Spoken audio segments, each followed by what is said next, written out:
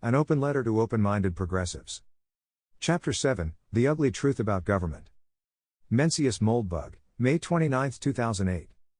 In Chapter 6, Dear Open-Minded Progressive, we worked through a clean room redesign of government. The result had no resemblance to present institutions, and little resemblance to past ones. Should this surprise you? Do you expect history's fruits to be sweet? In this chapter we'll look at what those fruits actually are. Perhaps you didn't spend your 11th grade civics class hanging out behind the goalpost smoking cheapa. If you are still in 11th grade civics class, it's much more exciting if you're stoned. Perhaps you even read the Times on a regular basis. The Times is even more awful when you're stoned. Perhaps you assume, by default, that the vast parade of facts poured into your head by this and other such reliable sources must constitute at least a basic understanding. You would be incorrect in this.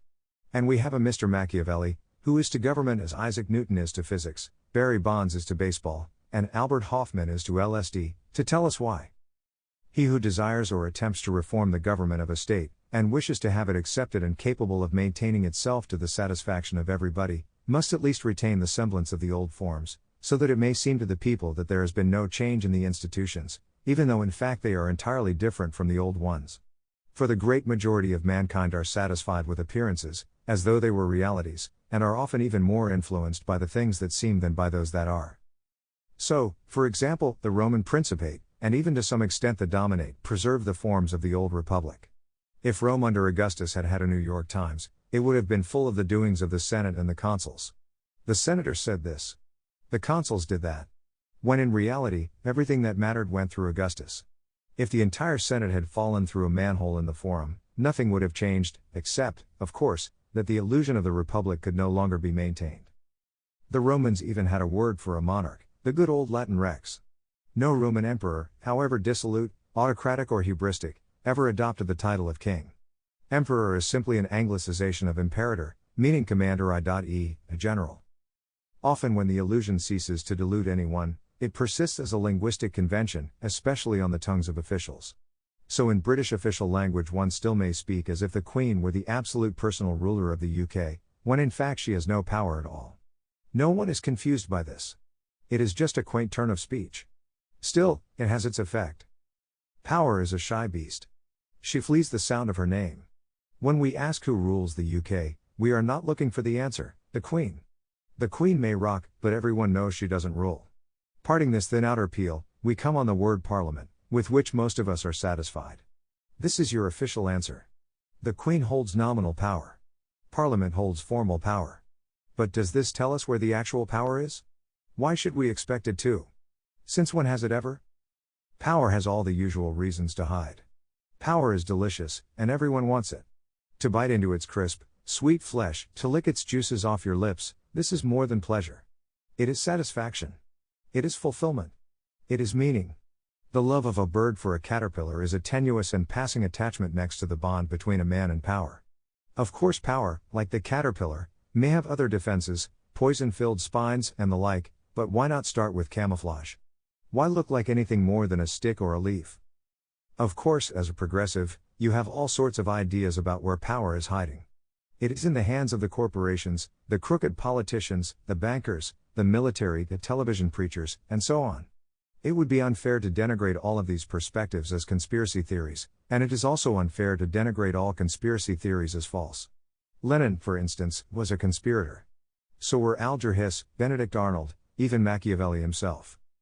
Nonetheless, the best place to hide is usually in plain sight. For example, Noam Chomsky once wrote a book called Manufacturing Consent, which argues that corporations exercise power by controlling the mass media. The phrase is borrowed from Walter Lippmann's Public Opinion, a book which every progressive will do well to read. Lawick has a fine summary. When properly utilized, the manufacture of consent, Lippmann argues, is useful and necessary for modern society because the common interests, the general concerns of all people, are not obvious in many cases and only become clear upon careful data collection and analysis, which most of the people are either uninterested in or incapable of doing. Most people, therefore, must have the world summarized for them by those who are well informed. Since Lippmann includes much of the political elite within the set of those incapable of properly understanding by themselves the complex unseen environment in which the affairs of the modern state take place, he proposes having professionals, a specialized class, collect and analyze data and present the conclusions to the decision makers. The decision makers then take decisions and use the art of persuasion to inform the public about the decisions and the circumstances surrounding them. Who is Lippmann's specialized class? Is it Chomsky's corporate CEOs? Rupert Murdoch, perhaps? Au contraire. It is folks like Lippmann himself, journalists. Lippmann described his analysis and persuasion agency, somewhat infelicitously, as an intelligence bureau. Thus we have two candidates for who is manufacturing consent. It could be the corporate executives to whom the journalists report. Or it could be the journalists themselves, in plain sight. Or, of course, both, in the true Agatha Christie style. As political detectives, we may ask, which of these parties has the means, motive, and opportunity? But I am getting ahead of myself. Starting from the usual first principles, we are attempting to understand our system of government. What one word, dear progressives, best describes the modern Western system of government? You probably said democracy. If you got two words, you might say representative democracy. So our progressive scratch monkey, Mr. Strauss, explains the success of democracy in terms of its supposed advantages, here. He actually comes surprisingly close to the truth, as we'll see in a little bit. Words mean whatever we want them to. But if we interpret the phrase representative democracy to mean a political system in which power is held by the representatives of the people as chosen in democratic elections, the United States is a representative democracy in just the same sense that the Roman Empire was a republic, the United Kingdom is a kingdom, and the Chinese Communist Party is communist. In fact, dear progressive, you fear and loathe democracy. Moreover, you are right to do so. Representative democracy is a thoroughly despicable system of government. It is dangerous and impractical at best, criminal at worst. And you hate it like the poison it is. But you don't hate it under this name. You hate it under the name of politics. Think of the associations that the words political, partisan, politician, and so on, produce in your mind. You say, George W. Bush politicized the Justice Department. And this is a brutal indictment.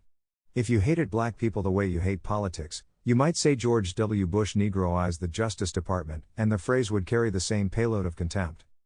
Similarly, when you hear antonyms such as apolitical, nonpartisan, bipartisan, or even the new and truly ludicrous postpartisan, your heart thrills with warmth and affection, just as it would if you were a racist and you heard the words Nordic, Anglo-Saxon, or Amelanistic.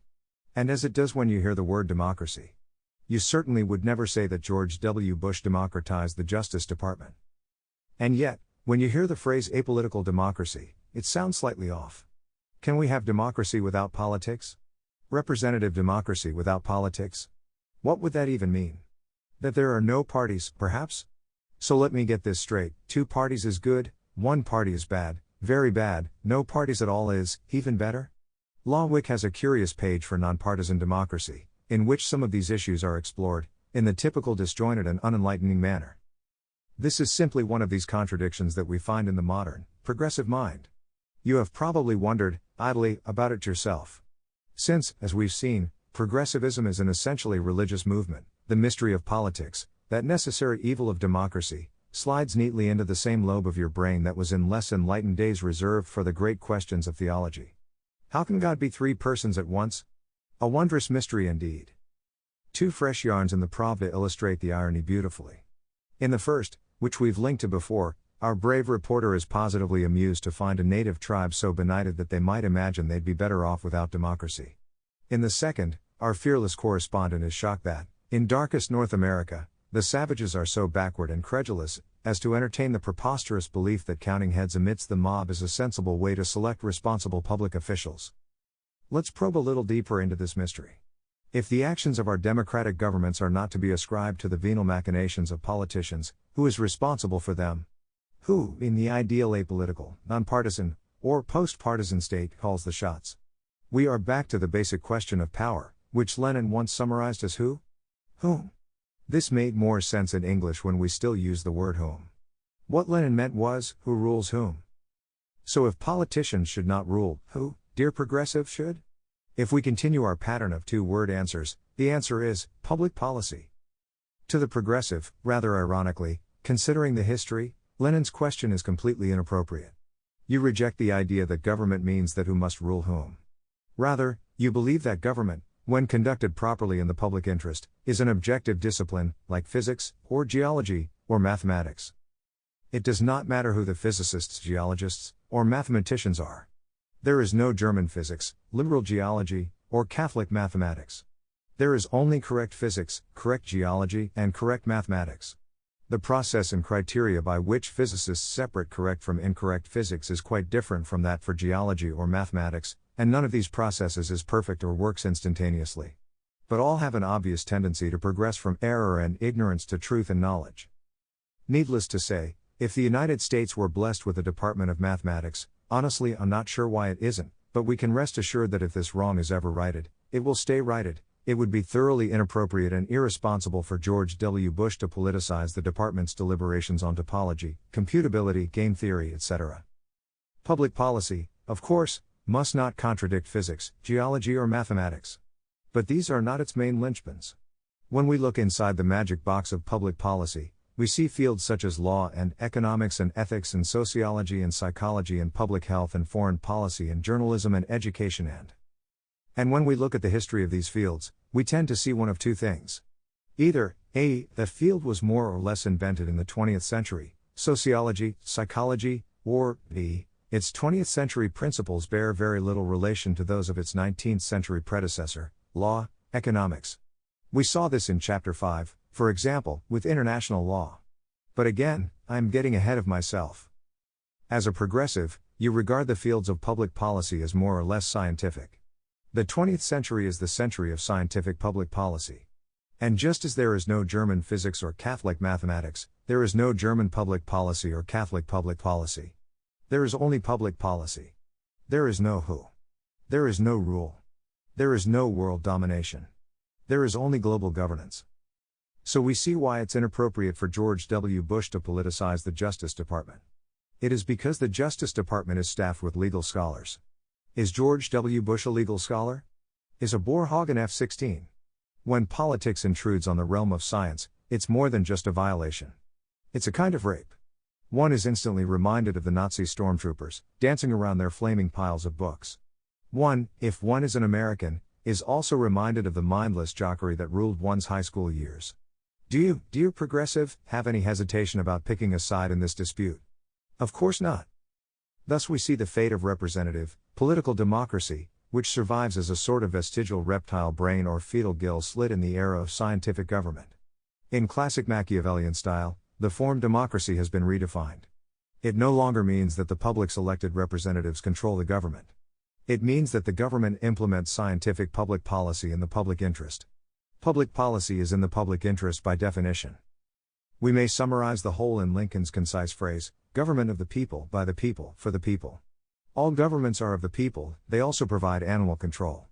The people being what they are, by the people turns out to be a bad idea. But we can still have government for the people, which gives us 2 out of 3, which ain't bad.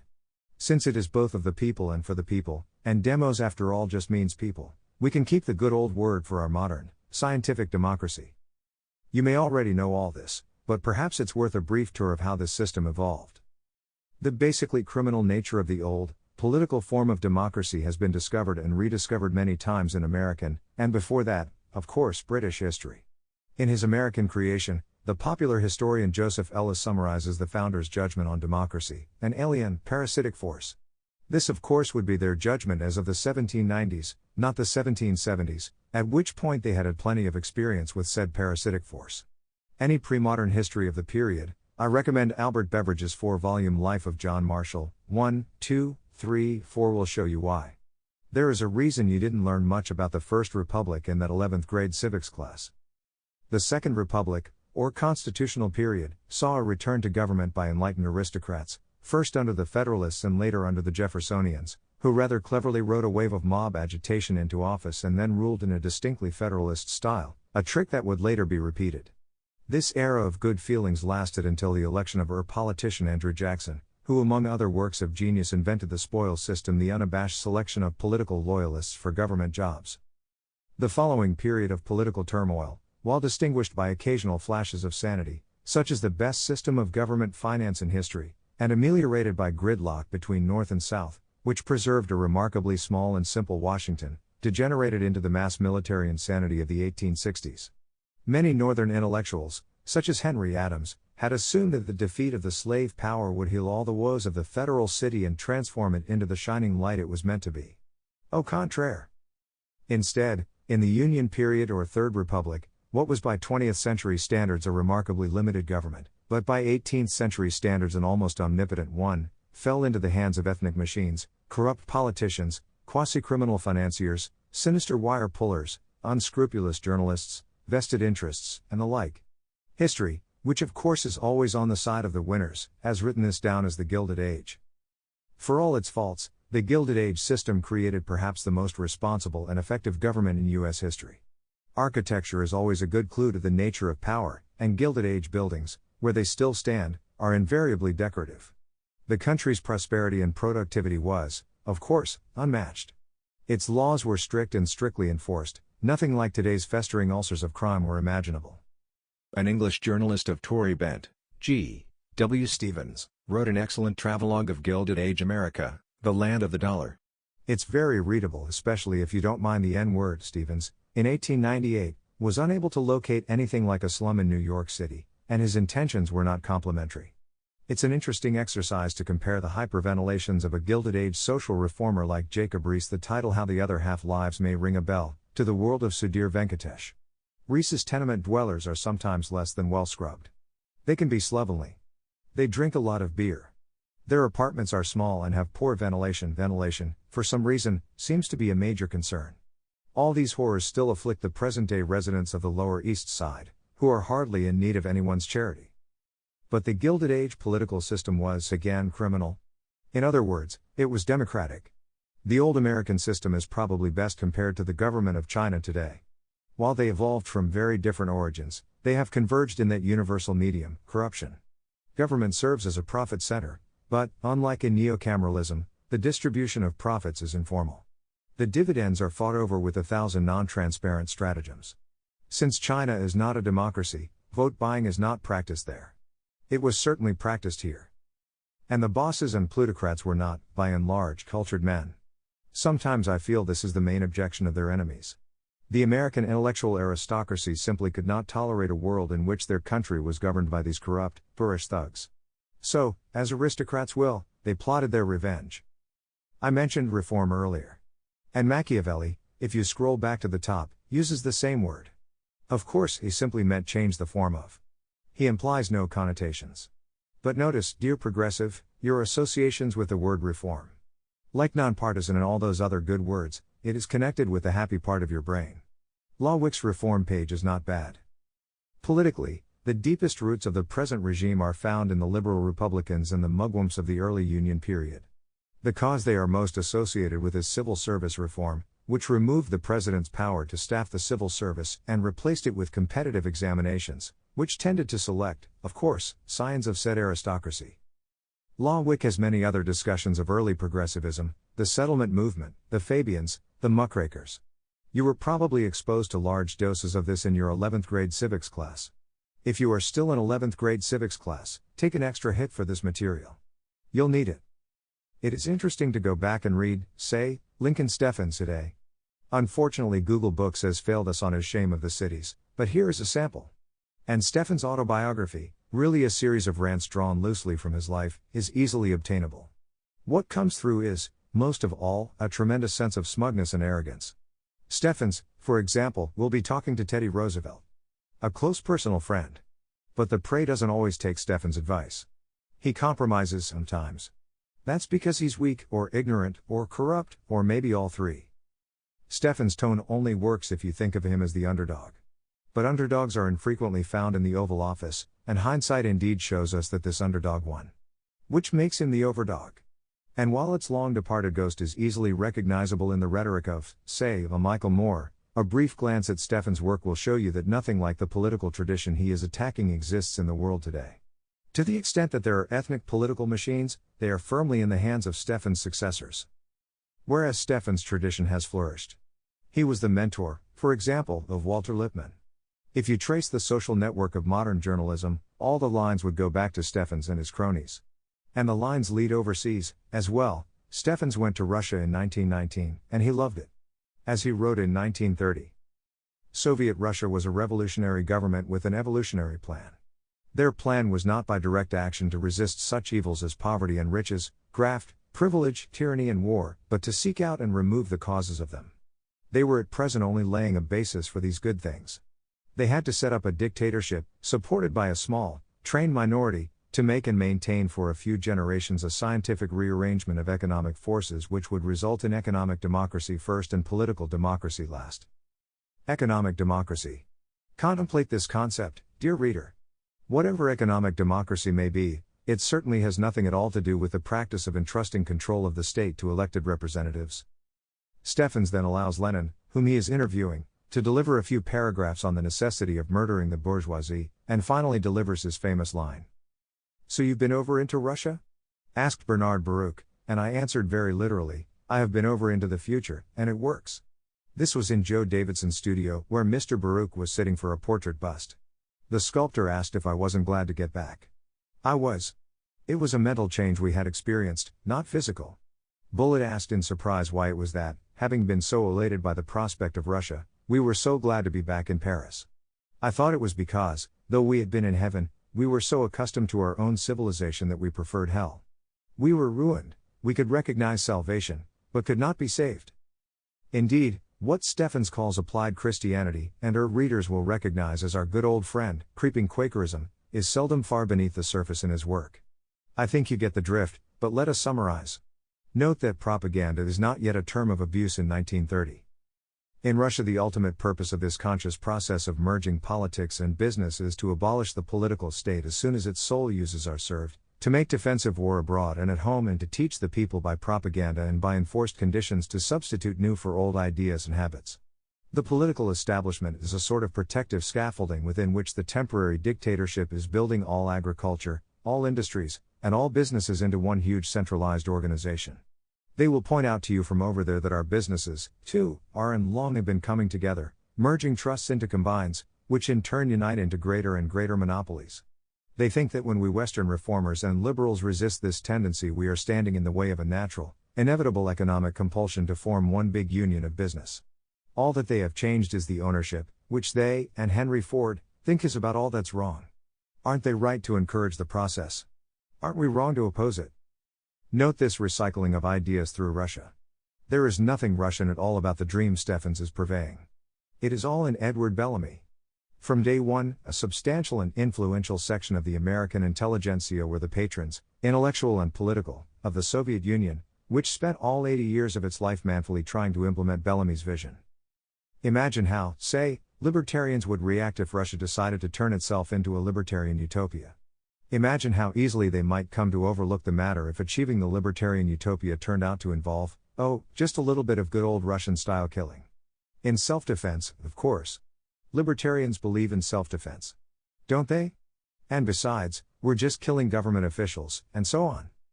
Your understanding of the bond between the American aristocracy and the Soviets has been distorted by both right and left. The left has done everything possible to bury their complicity in the monstrous crimes of their Slavic epigones. The right has assisted them by misrepresenting the structure of this complicity, which was never, even in such clear-cut cases as Alger Hiss, a simple matter of treason. The American side was always the senior partner in the marriage. The prestige of their distinguished Western patrons was a key ingredient in the Soviet formula for legitimacy and internal control, and the growing staleness of the alliance contributed far more, I think, to the Soviet collapse than most today admit.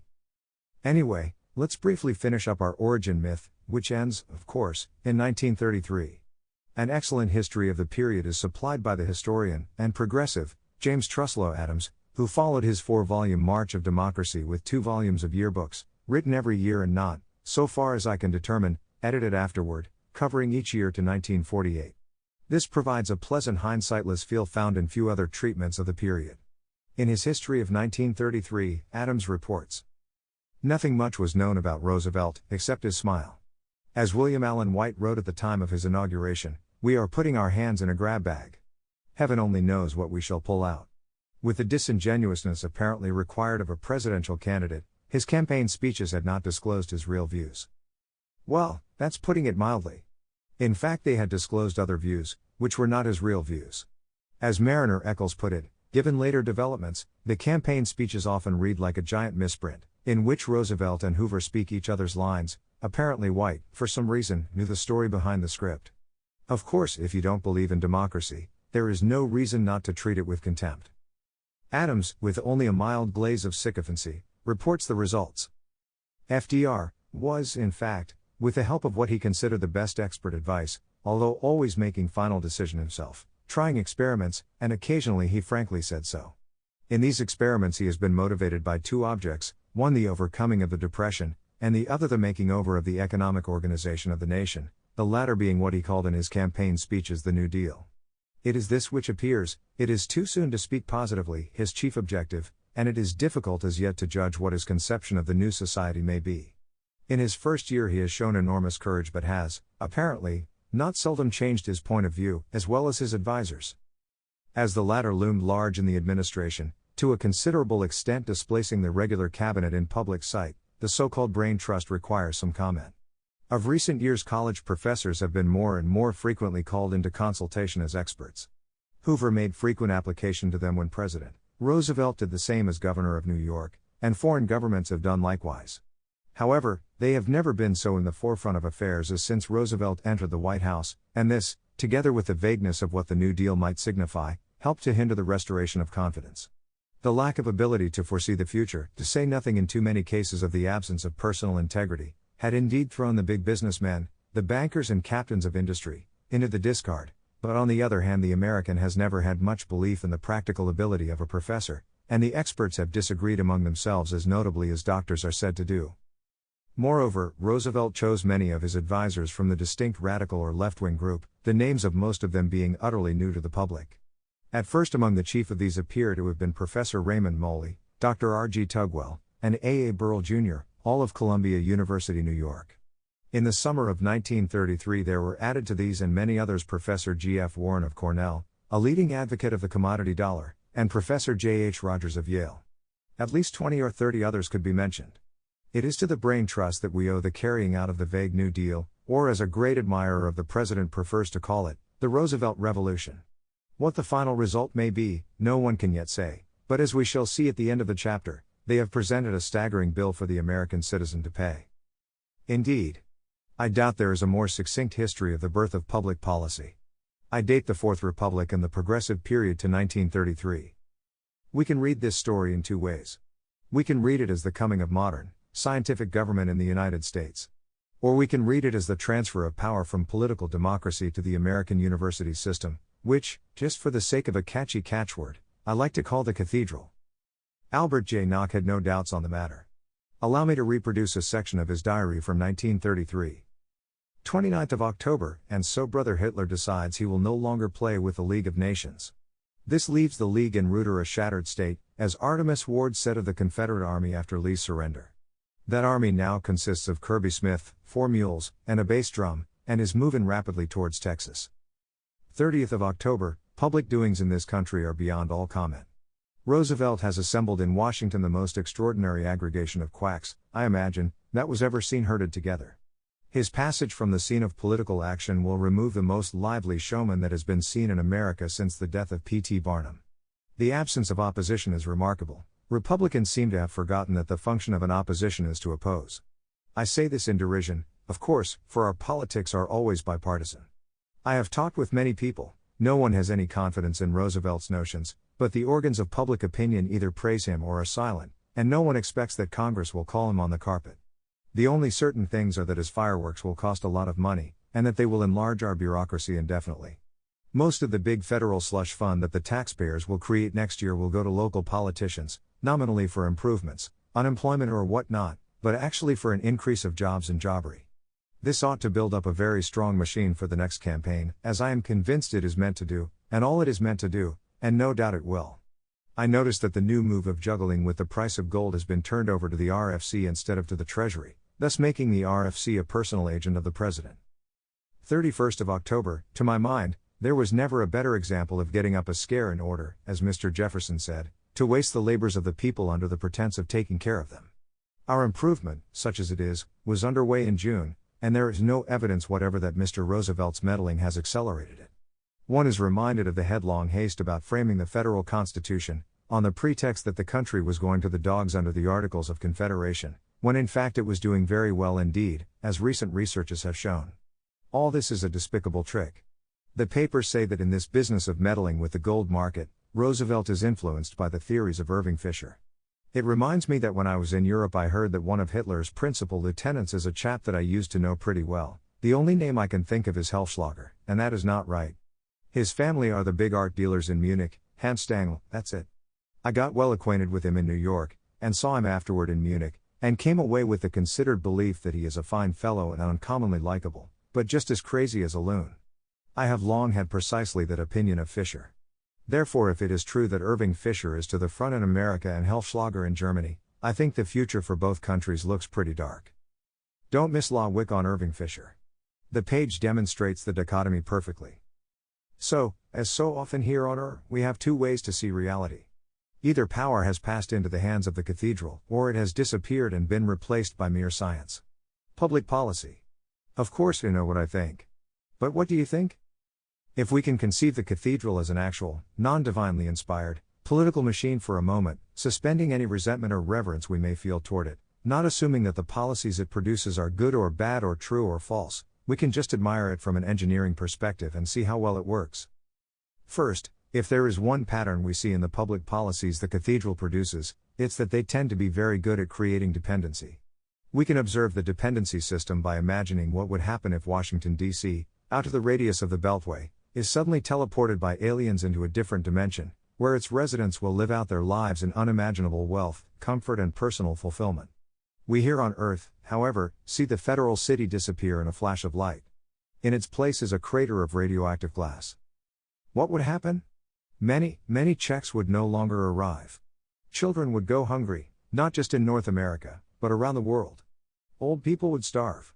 Babies would die of easily preventable diseases. Hurricane victims would squat in squalor in the slums.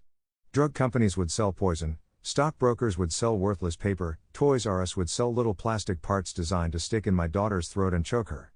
Etc., etc., etc. Washington has made itself necessary. Not just to Americans, but to the entire world. Why does Washington want to help the survivors of Cyclone Nargis? Because helping is what it does. It dispenses love to all. Its mission is quite simply to do good, on a planetary basis. And why does the government of Burma want to stop it? Why turn down free help, including plenty of free stuff, and possibly even some free money? Because dependency is another name for power. The relationship between dependent and provider is the relationship between client and patron. Which is the relationship between parent and child. Which also happens to be the relationship between master and slave. There's a reason Aristotle devotes the first book of the Politics to this sort of kitchen government. Modern Americans have enormous difficulty in grasping hierarchical social structures. We grew up steeped in applied Christianity pretty much the way the Hitler Youth grew up steeped in Hitler.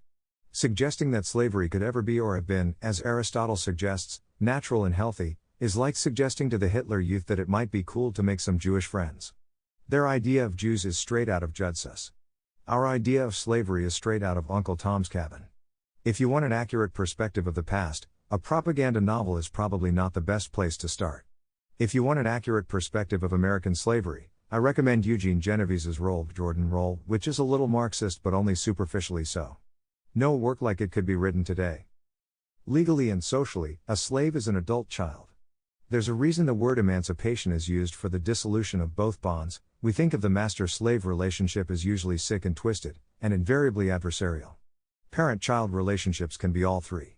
But they are not normally so. If history, not to mention evolutionary biology, proves anything, it proves that humans fit into dominance-submission structures almost as easily as they fit into the nuclear family. Slavery is an extreme, but the general pattern is that the patron owes the client protection and subsistence, while the client owes the patron loyalty and service. The patron is liable to the public for the actions of the client. If they offend, he must make amends. In return, he has the right, indeed the obligation, to regulate and discipline his clients. He is a private provider of government. Thus Aristotle, slavery is government on the microscale. He the Greek dude. So comparing the social paternalism of Washington to the classical relationship between master and slave is not at all far-fetched, or even particularly pejorative. And if it is pejorative, it is because the 20th century imitation often seems to resemble less a functional paternal bond than a dysfunctional one, less parent-child than parent-teenager. With many of Washington's clients, foreign and domestic, there is plenty of subsistence and even protection, but precious little loyalty, service, discipline or responsibility. We are now in a position to understand the relationship between Washington and Rangoon. Rangoon, I refuse to call it Yangon. The idea that a government can change the name of a city or a country is a distinctly 20th century one, refuses to accept the assistance of the international community because it does not want to become a client. You'll find that any sentence can be improved by replacing the phrase international community with State Department. State does not impose many obligations on its clients, but one of them is that you can't be a military government, at least not unless you're a left-wing military government with friends at Harvard. The roots of the present Burmese regime are basically National Socialist, i.e., no friends at Harvard. Burma cannot go directly from being an enemy to being a rebellious teenager. It would have to go through the helpless child stage first. And that means the end of the generals. One reason the Jonah Goldbergs of the world have such trouble telling their right from their left is that they expect some morphological feature of the state to answer the question for them. For anyone other than Goldberg, Stalin was on the left and Hitler was on the right. The difference is not a function of discrepancies in administrative procedure between the KZs and the Gulag. It's a function of social networks. Stalin was a real socialist, Hitler was a fake one. Stalin was part of the international socialist movement, and Hitler wasn't. But I digress. What, specifically, will happen if Burma admits an army of aid workers? What will happen is that they'll make friends in Burma. Their friends will not be the people in power, not quite. But they will probably be close to it. Thus the ties between the international community and all kinds of alternatives to the generals will be strengthened. Since the latter's position is already precarious at best, much better if a few of the victims have to eat mud for a month or two. They will fend for themselves in the end. People do. And why is Washington playing this game? Just because it does. In that golden city are armies of desks, each occupied by a dedicated public servant whom the cathedral has certified to practice public policy, whose job it is to care about Burma. And he or she does. That's what Washington does. As George H.W. Bush put it, message, I care. When our patron suffering clients are actually American citizens, this pattern, as Knock predicted, correctly, generates votes.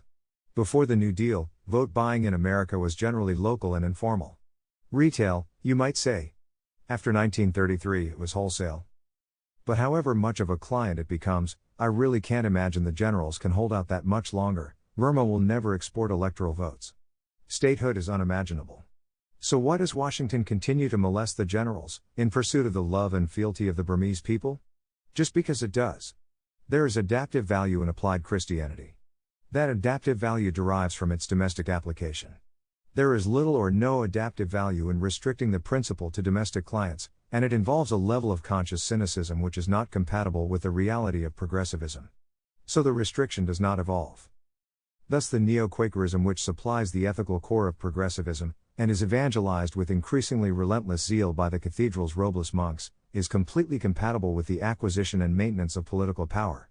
Not only does the design work, I find it hard to imagine how it could work any better. Which does not mean that applied Christianity is evil, that the Burmese generals are good, or that their suffering subjects would not be better off under Washington's friendly umbrella. Second, let's observe the relationship between the cathedral and our old friend, democracy. Since 1933, elected politicians have exercised minimal actual control over government policy. Formally, however, they have absolute control. The cathedral is not mentioned in the Constitution. Power is a juicy caterpillar. Maybe it looks like a twig to most of us birds, but Washington has no shortage of sharp eyes, sharp beaks, and growling bellies. We can see the answer when we look at the fate of politicians who have attacked the cathedral. Here are some names: Joseph McCarthy, Enoch Powell, George Wallace, Spiro Agnew. Here are some others: Ronald Reagan, Richard Nixon, Margaret Thatcher. The first set are politicians whose break with the cathedral was complete and unconditional. The second are politicians who attempted to compromise and coexist with it, while pulling it in directions it didn't want to go. The first were destroyed. The second appeared to succeed, for a while, but little trace of their efforts, at least in domestic politics, is visible today. Their era ends in the 1980s, and it is impossible to imagine similar figures today. What we see, especially in the cases of McCarthy and Powell, the recent BBC documentary on Powell is quite good, is a tremendous initial burst of popularity, trailing off into obloquy and disrepute. At first, these politicians were able to capture large bases of support. At least 70% of the British electorate was on Powell's side. This figure may even be low. But Powell, Radio Enoch aside, never had the tools to preserve these numbers and convert them into power. Similar majorities of American voters today will tell pollsters that they support Powellian policies, ending immigration, deporting illegals, terminating the racial spoils system. These majorities are stable. No respectable politician will touch them. Why? Because they cannot afford to antagonize the cathedral, whose policies are the opposite. Recall La Wick's simple summary of the Lippmann system. The decision makers then take decisions and use the art of persuasion to inform the public about the decisions and the circumstances surrounding them. Of course, all politicians in all Western countries depend on the official press to promote and legitimize their campaigns. Powell and McCarthy had no direct channel of communication with the Powellists and McCarthyists. They had to rely on the BBC and on ABC, NBC and CBS respectively. It's rather as if the US attempted to invade the Third Reich by booking passage for its soldiers on the Imperial Japanese Navy. The OP, known to most bloggers as the MSM, is part of the civil service complex around the cathedral, call it the Polygon. An institution is in the Polygon if it defers to the cathedral on all disputable questions. Because to a devotee of the cathedral, its perspectives are beyond question, no two devotees can disagree on any serious matter, unless, of course, both sides of the disagreement are represented in the cathedral itself. And the cathedral is not exactly noted for disagreeing with itself. At least, not from an external perspective. You will not see the Times attacking Harvard, for example, or the State Department. They all have the same ant smell, as it were. The Times is not formally a government institution, as the BBC is, but it might as well be. If American journalism were coordinated into a Department of Information, as it was in World War I and World War II, and journalists were granted G's ranks, very little in their lives would change. As civil servants, they would be exactly as immune to political pressure as they are at present, and they would have exactly the same access to government secrets that they have at present. The cathedral's response to these dissident politicians thus took two forms, one fast and one slow. Both would have been effective, together, they were devastating. First, the art of persuasion, more dramatically known as psychological warfare, convinced their supporters that the politicians themselves were sick, awful, and weird, and so by extension was anyone who followed them. Second, the cathedral itself adapted to the doctrines of Powell and McCarthy by making opposition to them an explicit tenet of the faith. Since the cathedral educates the world's most fashionable people, and since it holds power and power is always fashionable, cathedralism is fashionable more or less by definition. Of course, if you were fashionable, you knew instantly that Powell and McCarthy were on the slow boat to nowhere. But the unfashionable are always the majority, and they are not unfashionable because they choose to be. They are unfashionable because they can't pull off fashionable. As it became clear to all that Powell and McCarthy were not done, their fans disappeared. Their bases of support had been a mile wide and an inch deep. Their attacks on the cathedral were pathetic and doomed, like taking on the Death Star with a laser pointer. Personally, both men were mercurial and unstable. Powell was a genius, one the last real statesman in British politics, while McCarthy was an old-school hard-drinking politician with Roy Cohn on his team, and it is no surprise that none of their colleagues emulated their suicidal bravado. As for the second class, the Thatchers and Nixons and Reagans, in terms of their own personal outcomes they were smarter. They attacked the cathedral not across the board, but on single issues on which their support was overwhelming. Sometimes they actually prevailed, for a while, on these points. Reagan got his military buildup, Thatcher got deregulation, Nixon defeated North Vietnam. Of course, the Nixon administration also created EPA, initiated the racial spoils system, and imposed wage and price controls. Thatcher got Britain inextricably into the EU. And so on. These semi-outsider politicians provide a valuable service to the cathedral. While opposing a few of its policies, they validate all the others as a bipartisan consensus, which everyone decent is obligated to support. They thus do the heavy lifting of persuading their supporters, who probably wouldn't read the Times even if they did trust it, to change with the changing times. And the times are always changing. And we just can't not change with them, can we? To the extent that democratic politics still exists in the Western world, it exists in the form of the two-party system. The parties have various names, which they have inherited from history. But there are only two parties, the inner party and the outer party. It is never hard to tell which is which. The function of the inner party is to delegate all policies and decisions to the cathedral. The function of the outer party is to pretend to oppose the inner party, while in fact posing no danger at all to it. Sometimes outer party functionaries are even elected, and they may even succeed in pursuing a few of their deviant policies. The entire Polygon will unite in ensuring that these policies either fail, or are perceived by the public to fail. Since the official press is part of the Polygon and has a more or less direct line into everyone's brain, this is not difficult. The outer party has never even come close to damaging any part of the Polygon or cathedral. Even McCarthy was not a real threat. He got a few people fired, most temporarily. Most of them were actually Soviet agents of one sort or another. They became martyrs and have been celebrated ever since. His goal was a purge of the State Department. He didn't even come close. If he had somehow managed to fire every Soviet agent or sympathizer in the US government, he would not even have done any damage. As Carol Quigley pointed out, McCarthy, and his supporters, thought he was attacking a nest of communist spies, whereas in fact he was attacking the American establishment. Don't bring a toothpick to a gunfight. McCarthy never even considered trying to abolish the State Department, let alone state, Harvard, the CFR, the Rockefeller Foundation, and every other institution in the same class. By my count, if you lump all his efforts together with the entire phenomenon of McCarthyism, you get about 10 milli-Hitlers. And not even Hitler, of course, succeeded in the end. An essential element in the art of persuasion is the systematic propagation of the exact opposite of this situation. Devotees of the inner party and the cathedral are deeply convinced that the outer party is about to fall on them and destroy them in a new fascist upheaval. They often believe that the outer party itself is the party of power. They can be easily terrified by poll results of the type that Powell, etc., demonstrated. There are all kinds of scary polls that can be conducted which, if they actually translated into actual election results in which the winners of the election held actual power, would seriously suck. That's democracy for you. But power in our society is not held by democratic politicians. Nor should it be. Indeed, the intelligentsia are in a minority, indeed they live in a country that is a democracy, indeed in theory their entire way of life hangs by a thread. But if you step back and look at history over any significant period, you only see them becoming stronger. It is their beliefs that spread to the rest of the world, not the other direction. When outer party supporters embrace stupid ideas, no one has any reason to worry, because the outer party will never win. When the inner party goes mad, it is time to fear. Madness and power are not a fresh cocktail. And thus we see the role of democracy in the progressive period. Strauss says, democracy provides a pressure release valve for dissent.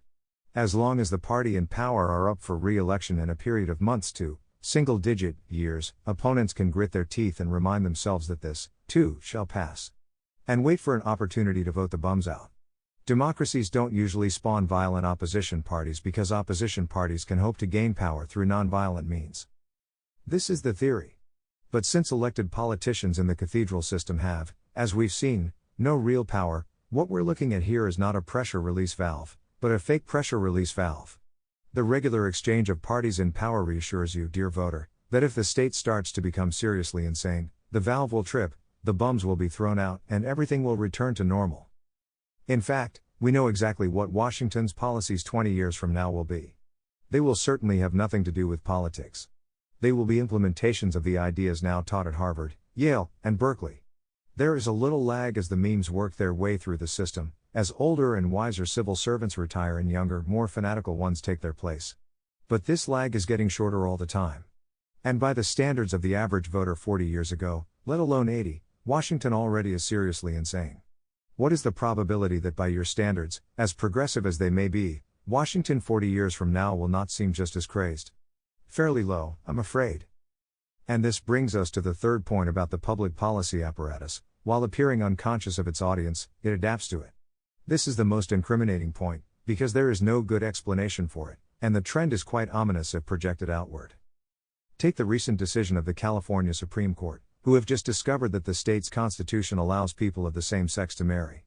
As a matter of policy, I have no objection at all to this. Quite the contrary. I think it's an excellent and sensible policy. I do, however, have an interest in where this policy came from. This is what, in the 20th century progressive public policy world, we call law. The craft of the lawyer used to be the craft of discovering how the words of a law were intended, by the officials who ratified the law, to imply that one's client was in the right. I think it's fairly safe to assume that the drafters and ratifiers of the California Constitution, and its various amendments had no such understanding of their work. Try reading the actual decision.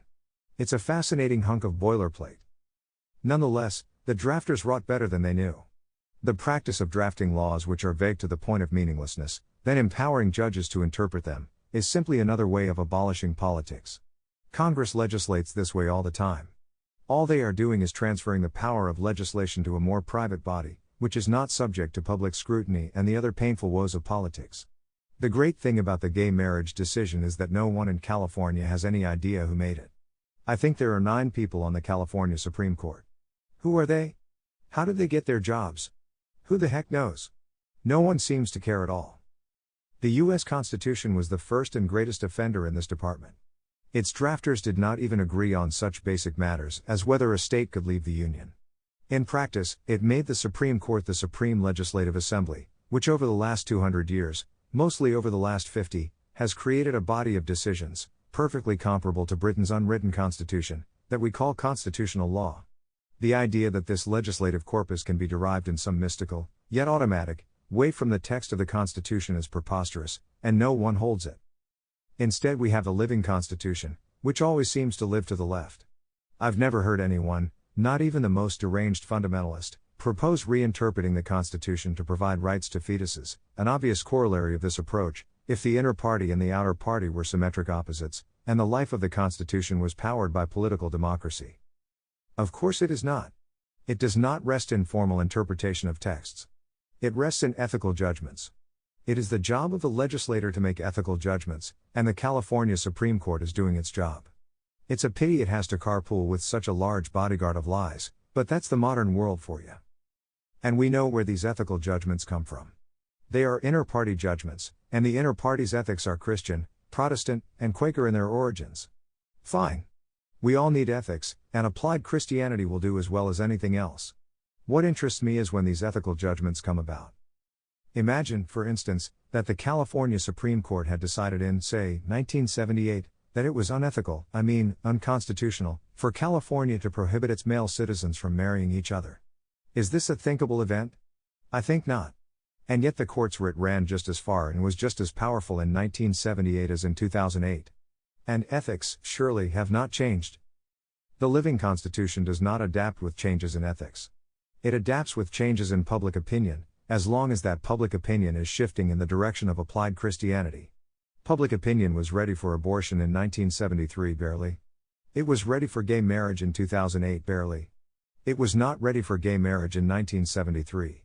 What will it be ready for in 2033? One can see this as a noble concession to the great principle of democracy. One can also see it as the cathedral getting away with whatever it can get away with, and nothing else. Larry Oster, probably the most imaginative and interesting right-wing writer on the planet, who also happens to be a converted fundamentalist Christian with all the theopolitical baggage that you, dear open-minded progressive, would expect from such a person, has a good term for this: the unprincipled exception. Briefly, an unprincipled exception is a policy that violates some absolute principle of ethics held by the policymaker, but is not openly acknowledged as such a violation. For example, dear progressive, why is racism wrong? Racism is wrong because all humans are born simply as humans, having done nothing right or wrong, and it is incompatible with our deeply held ethical principles to mark these newborn babies with indelible labels which assign them either privileges or penalties which they have not earned. Such as the privilege of being able to drink at sparkling clean water fountains marked whites only, or the penalty of having to go out back to the horse trough.